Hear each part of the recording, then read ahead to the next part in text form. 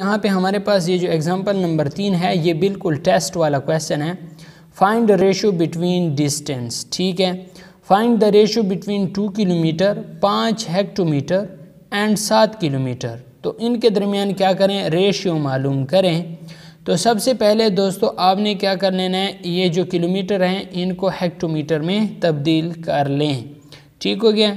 जो छोटी इकाई दी होगी हमने उसमें तब्दील करना होगा। ये जो किलोमीटर है ये बड़ी इकाई है और यहाँ पर 5 हेक्टोमीटर आया है, तो हम इस छोटी इकाई को बड़ी में तब्दील नहीं कर सकते, लेकिन बड़ी को छोटी में तब्दील कर सकते हैं। तो इसलिए हमने क्या करना ये है कि बड़ी इकाई को छोटी इकाई में क्या कर लें, तब्दील कर लें। तो 2 किलोमीटर और 5 हेक्टोमीटर है, तो इसे हम किस तरह तब्दील करेंगे, 2 ज़रब 10, ठीक है।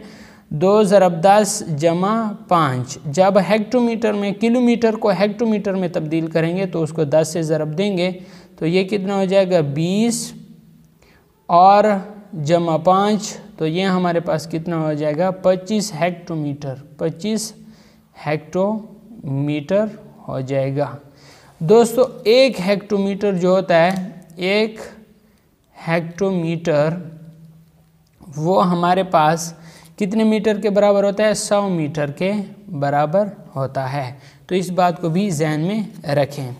दोस्तों यहाँ पे ये हमारे पास हो गया 25 हेक्टोमीटर और उसके अलावा 7 किलोमीटर था, तो 7 को 10 से ज़रब दें तो ये हो जाएगा 70 हेक्टोमीटर, ठीक हो गया। तो ये टोटल इसे जमा कर लें, तो ये आपके पास जो इसकी रेशियो होगी वो रेशियो आपने क्या करना है, 25 और 70 की रेशियो निकाल देनी है, ठीक है।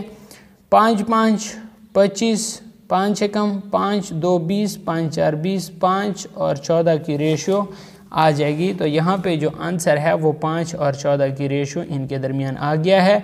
तो उम्मीद करता हूँ आपको इस सवाल की समझ आ गई होगी।